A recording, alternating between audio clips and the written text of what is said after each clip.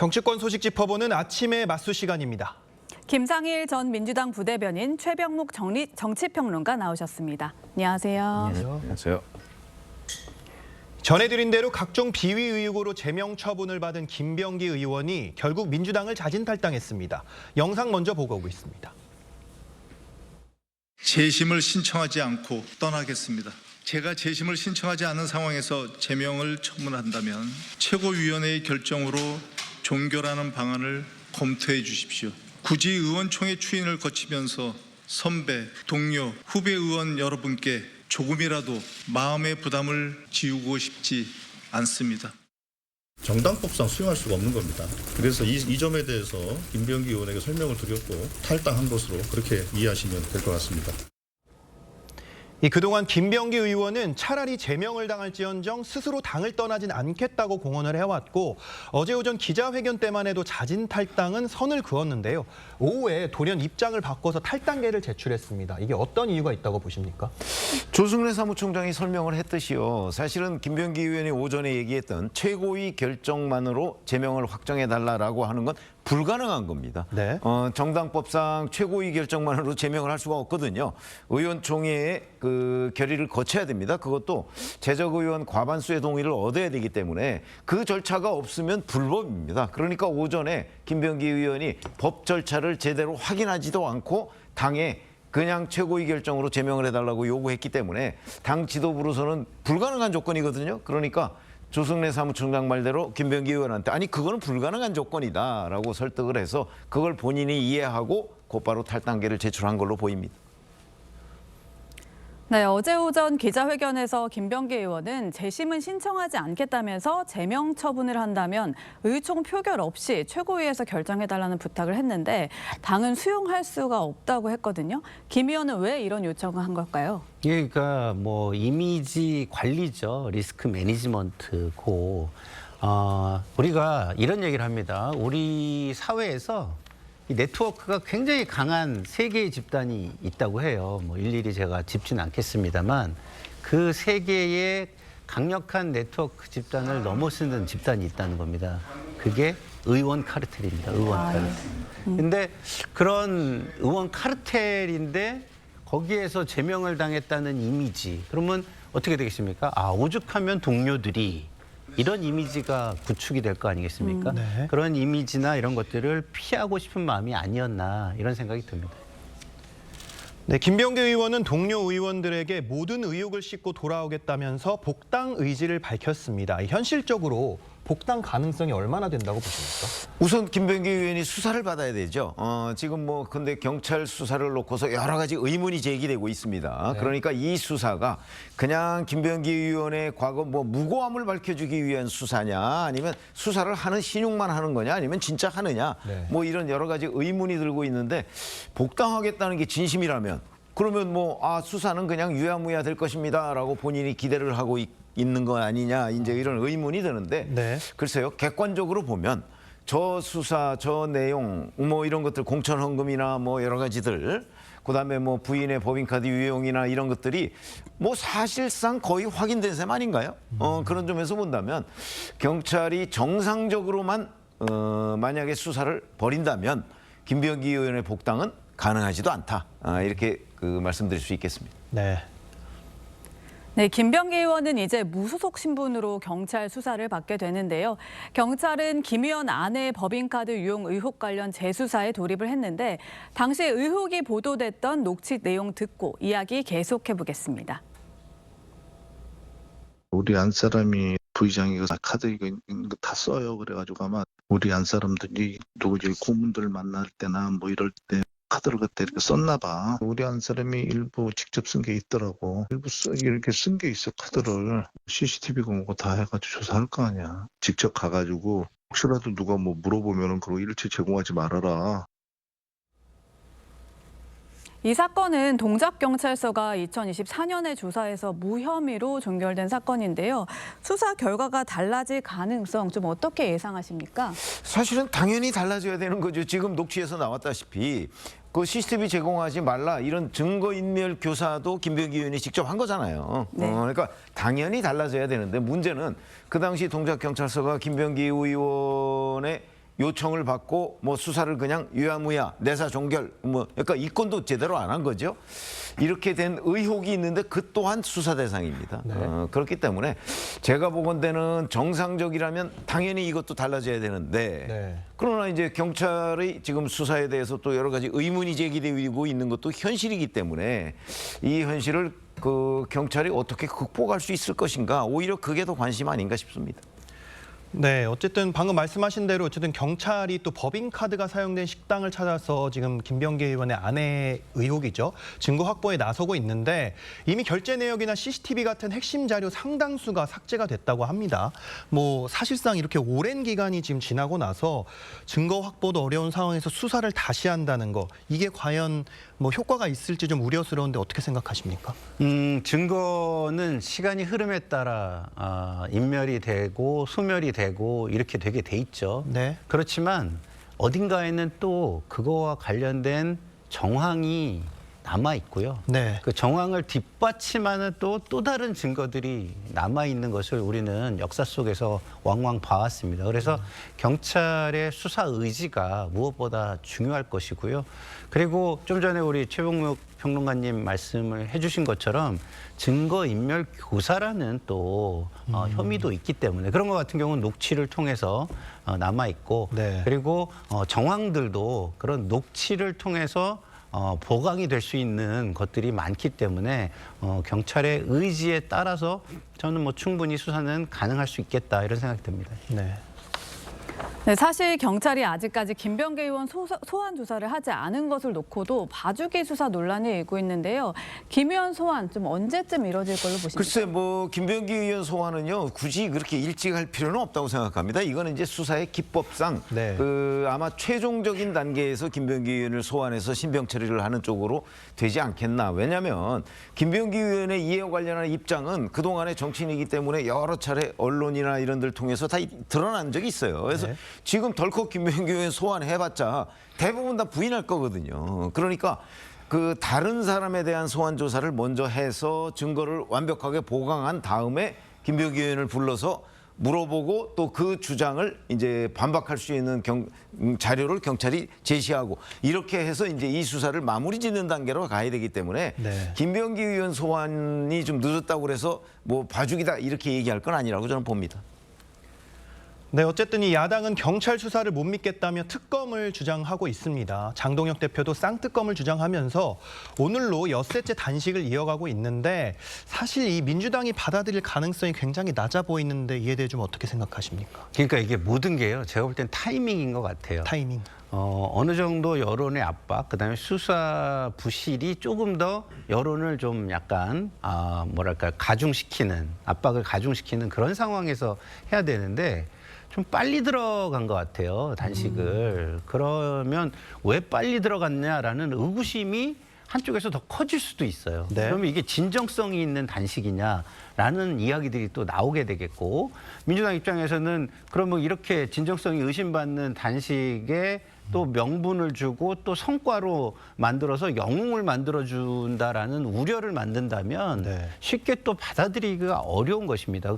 그런데 그럼에도 불구하고 여론의 압박이 굉장히 크면 또 받아들일 수밖에 없는데 여론의 압박은 단식에 비해서 상대적으로 커지지 않는다는 거예요. 네. 그러면 이 이해관계가 국민의 이해관계하고 다릅니까? 같잖아요. 예? 국민들도 정의 구현을 원하고 뭐 이런 것들을 원할 텐데 같은 이해관계를 가진 국민이 왜 지지를 그렇게 해주지 않을까? 이런 부분에 대해서 타이밍에 문제가 있었고 다른 의도가 있었다라는 의구심이 큰 거 아닌가 이런 생각이 듭니다. 네, 해외 출장 중인 개혁신당 이준석 대표가 내일 조기 귀국해서 장동혁 대표 단식장을 찾을 예정인데요. 평론가님, 야권의 특검 공조에 좀 더 힘이 실릴 수 있을까요? 그럴 수 있죠. 그러나 이제 문제는 사실은 여당이 특검을 안 받겠다고 끝까지 버티면 뭐 방법이 없습니다. 그러나 이제 이준석 개혁신당 대표가 지금 이 단식장을 찾아서 장동혁 대표의 저 주장에 힘을 실어주면 또 여론도 약간 움직일 거거든요. 네. 그 여론이 얼마나 움직일 거냐에 따라서 여당의 부담이 커질 수도 작아질 수도 있는 겁니다. 그러나 여하튼 이준석 대표가 힘을 실어주면 여론은 장동혁 대표한테 조금이라도 유리하게 전개가 될 텐데 문제는 이제 국민의힘이 안고 있는 부담 있죠? 바로 윤석열 전 대통령 부담입니다. 이 문제가 블랙홀처럼 다른 이슈들을 빨아들이고 있기 때문에 이 폭발력은 제한될 수밖에 없다는 점이 국민의힘의 고민이겠죠. 네. 다음 소식 짚어보겠습니다. 부동산 투기 의혹에 보좌진 갑질 등 각종 의혹을 받고 있는 이해훈 기획예산처 장관 후보자의 인사청문회가 여야 간 공방만 이어지다 결국 파행됐습니다. 관련 영상 먼저 보고 오시죠. 위원장으로서 청문회 관련 안건은 상정할 수 없다는 말씀을 드립니다. 위원장님 왜 이렇게 위원회를 이따위로 운영을 하십니까? 제출된 답변은 전체 15%에 불과했습니다. 의원들이 자료를 한 번이라도 100% 만족하고 인사청문회 하신 적 있으세요? 저는 당시에 자료 제출을 한 65%인가 이렇게 했습니다. 15%는 과장일까요? 네, 과장이죠. 75%입니다. 국민 앞에 설명부터 드려야죠. 네, 이 보신 것처럼 인사청문 자료 제출 문제로 청문회가 불발이 됐습니다. 야당은 자료 제출률이 15%라고 주장을 했고 이 후보자는 75%라고 주장을 했는데 이 차이가 왜 이렇게 큰 겁니까? 그러니까 자기 입장에서 계산들을 하는 거죠. 네. 그러니까 답변도 자료 제출이냐 뭐 이런 걸 따질 수가 있고요. 그다음에 분모는 무엇으로 잡느냐, 네. 뭐 자료 요구를 이렇게 뭐 쪼개서 잡느냐, 하나를 통으로 해서 잡느냐, 또 이런 것도 있어서 계산법이 원하는 본인들의 원하는 바에 따라서 달라지기 때문에 그런 것인데요. 네. 기본적으로 이 국회의 자료 제출은요 성실하게 하는 게 맞죠. 그리고 지금 민주당도 지금 그 후보자의 자료 제출이 잘 안 되는 부분을 옹호하면 어떻게 되겠습니까? 나중에 야당이 되면 그것이 똑같이 부메랑으로 오는 것이고 네. 지금 국민의힘의 모습도 똑같습니다. 지난 정부 때 자료 제출 안 내는 거 오히려 막 감싸고 옹호했잖아요. 네. 그렇기 때문에 또 부메랑으로 오는 것이기 때문에 이 악순환의 고리 국민들 입장에서는 누군가 어느 당인가는 끊어줘야 되지 않을까 이런 생각이 듭니다. 이 후보자가 낸 자료 중에는 개인정보 보호를 위해서 제출이 곤란하다 이렇게 단 한 줄만 적힌 자료가 상당수라고 합니다. 청문회 하루 전 밤에야 180종 분량의 추가 자료를 냈다는데 부실한 자료가 많다는 게 야당의 주장입니다. 이 후보자 태도에 대한 얘기도 좀 나오고 있는데 좀 어떻게 보세요? 청문회 자료를 냈느냐 안 냈느냐는 거는 비교적 이제 판단하기가 쉽고요. 네. 그러나 이제 이게 부실하냐 부실하지 않느냐 하는 거는 좀 입장에 따라 차이가 있을 수 있습니다만 이해훈 후보자는 이제 냈다고 얘기를 하고요. 그다음에 개인정보에 해당하는 거는 내지 않겠다 뭐 이런 식으로 얘기한다면 네. 그러면 후보자가 되지 않으면 개인정보와 관련한 거 하나도 안 내도 되잖아요. 그래서 제가 보기엔 국민 눈높이에서 볼 때는 네. 개인정보라고 하는 것을 전혀 왜냐하면 개인정보를 가리고서 낼 수도 있는 거거든요. 예를 들어서 주민등록번호 같은 거 가리고서 내면 되잖아요. 네. 그러니까 개인정보로서 도저히 낼 수 없는 자료를 요구한다 그러면 개인정보 부분만 삭제하고서도 낼 수가 있는 거고 그 본인의 의지만 있다면 그렇기 때문에 지금 안 낸 자료 중에 뭐 그 로또 아파트 청약, 부정 청약 뭐 이런 거 관련한 그다음에 장난과 관련한 뭐 결혼 뭐 이런 부분 뭐 이런 거라는 거 아니겠어요? 네. 그거 이미 언론 보도에 대부분 다 나와 있어요. 그렇기 때문에 자료를 저렇게 내지 않겠다. 개인정보 곤란 이런 핑계로 그렇게 한다면 청문회를 받지 않겠다는 거하고 같은 얘기죠. 결국은 국민들이 평가하겠지만 이해훈 후보자의 그 자료 제출 거부 논리가 참 군색하다 이렇게 말씀드릴 수 있겠습니다. 네, 이해훈 후보자가 낸 추가 제출 자료에서도 논란이 될 만한 내용들이 발견이 됐습니다. 이 후보자가 전세로 얻은 아파트에 아들이 살고 있었는데 27개월 동안 무상으로 살다가 장관 지명 직전에 월세를 몰아서 냈다는 의혹이 제기가 됐습니다. 이 의혹에 대해서는 어떻게 생각을 하십니까? 뭐 국민 정서상 그리 좋지 않은 의혹이죠. 네.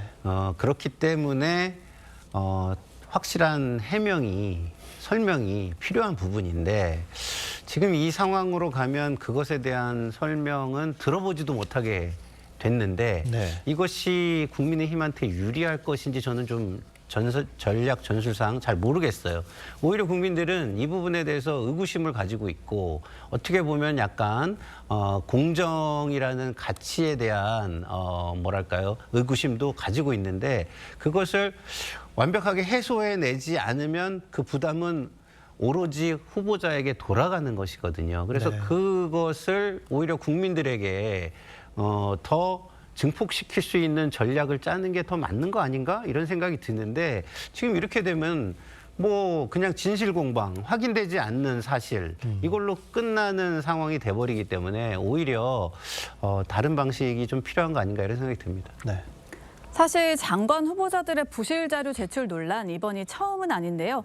국민의힘이 집계한 청문회 전날 기준 자료 제출률을 보면 김민석 총리의 경우 26.7%, 그리고 최희영 장관도 30%에 그쳤습니다.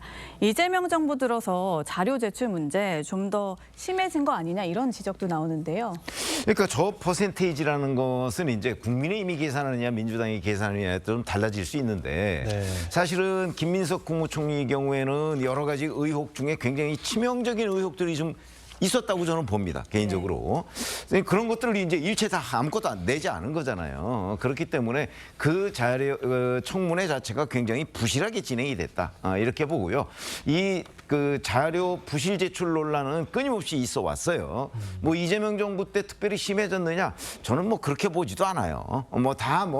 부실한 자료들이 워낙 많았는데 네. 이재명 정부의 경우에는 특히 김민석 국무총리나 아니면 지금 이해운 후보자의 경우에는 워낙 그 의혹이 규명 안 된, 해명 안 된 의혹들이 더 많았어요. 그러니까 그 부실 제출 부분이 훨씬 더 커 보인다. 이렇게 말씀드릴 수 있겠습니다. 네. 인사청문 경과보고서 채택 시한이 내일까지입니다. 오늘 청문회를 개최할 물리적인 시간은 있는데 이 개최 가능성이 있을지 또 만약에 민주당이 단독으로 개최할 가능성도 있는지 좀 궁금한데요. 단독으로 개최하려면 간사에게 사회권이 이임이 돼야 되잖아요. 그러려면 위원장이 사회를 거부하는 상황이 와야 되는데 이미자 위원장 같은 경우는 거부하지 않고 네. 본인이 사회를 본 다음에 정회를 정당 간의 논쟁 이후에 정회를 하는 방식으로 가고 있잖아요. 그러면 민주당이 단독으로 개최하는 건 사실상 봉쇄가 되는 것이라고 보고요. 그렇지만 민주당 입장에서는 이해운 후보자를 왜 선택했는지에 대한 부분을 조금이라도 보여줘야 여론의 어떤 부담이 좀 줄어드는 거 아니겠습니까? 그러니까 정책 위주의 청문회를 하고 싶을 것이고 그런 노력을 할 것이라고 보는데 앞서 말씀드린 것처럼 쉽지는 않은 상황입니다. 네, 여당에선 야당의 청문회 보이콧이 대통령의 임명 강행에 부담을 주려는 의도라는 주장도 나왔는데요. 일각에서는 국민이 아까 말씀하셨지만 국민이 검증하고 판단할 기회마저 뺏는 것 아니냐 이런 비판도 나오는데 좀 어떻게 보세요? 대통령은 이미 부담을 가지고 있죠. 왜냐하면 각종 여론조사에서 이미 그 결과는 어느 정도 나와 있지 않습니까? 그러니까 부담을 가지고 있는데 사실은 청문회를 열면 이 부담이 훨씬 더 커질 상황이었다고 저는 생각을 해요. 근데 청문회를 국민의힘이 사실은 불발시킨 원인을 제공했기 때문에 그 부담을 오히려 대통령이 저는 덜었다고 보거든요. 그래서 지금부터는 이제 국민의힘이 오히려 내일까지 청문 보고서 채택이라고 하지만 이제 재송부 요청을 이재명 청와대에서 할 거거든요. 네. 그렇게 되면 그 기간 동안에 또 청문회를 열 수도 있는 거예요. 여야가 합의만 된다면. 그렇기 때문에 지금은 오히려 국민의힘이 이제 민주당에 자 청문회 열자 이렇게 해야 될 상황으로 지금 바뀌어 버렸어요. 이런 상황을 만든 게 국민의힘의 패착이다. 저는 그렇게 봅니다. 네, 국회 인사청문 경과 보고서가 채택이 되지 않더라도 방금 말씀하신 것처럼 이재명 대통령이 재송부 절차를 거쳐서 임명을 할 수가 있습니다. 그렇다면 이재명 대통령이 과연 그렇게 할 것인가 이것도 좀 궁금하거든요. 여론이 움직이지 않는 한 굉장히 부담스럽겠죠. 네. 그러면 이제 여론을 움직이기 위한 노력을 먼저 하게 될 텐데요. 그것은 청문회는 어려우니까 조국 대표가 과거에 청문회라는 이름으로 국민 설명회 같은 거를 했어요. 네. 자당 의원들만 모아놓고 네. 상임위장이 아닌 다른 곳에서 했는데 그런 식의 국민 청문회라고 이름 붙여진 국민 설명회가 먼저 있고 거기에서 이해운 의원의 어떤 정책 능력을 좀 보여주는 자리가 있은 후에 여론을 또 한번 보고 결정하게 되지 않을까 이런 생각이 듭니다. 네, 두 분 말씀은 여기까지 듣겠습니다. 감사합니다.